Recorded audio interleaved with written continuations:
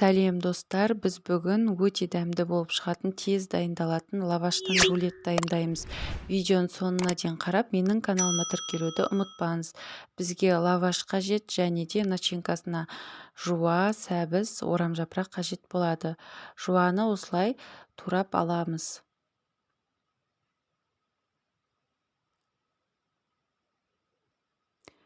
Одан кейін біз табамызды қыздырып алып, үстінен сұйық майды құйып, жуаны пісіріп алатын боламыз.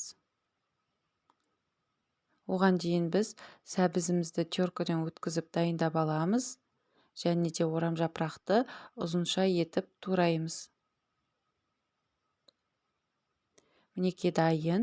Енді жуанның үстіне орамжапырақты сәбізді салып, жақсылап араластырып, үстінен мен қызыл паприка салдым және де қара бұрыш, аздап тұз салып, жақсылап араластырып, 15 минутқа астын бұқтырып пісіріп алатын боламыз.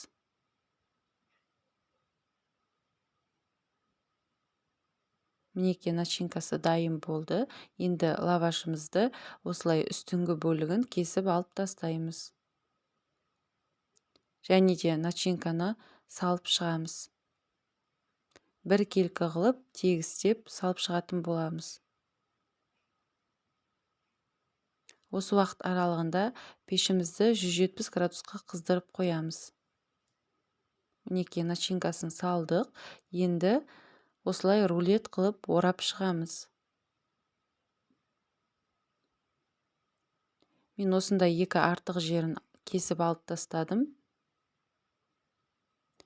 Және де противенге салып, үстінен аздап сұйық май жағамыз.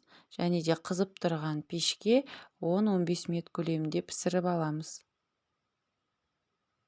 Мінекей рулет дайын болды. Өте жұмсақ, әрі дәмді болып шығады. Сіздерге де жасап көруге кеңес беремін.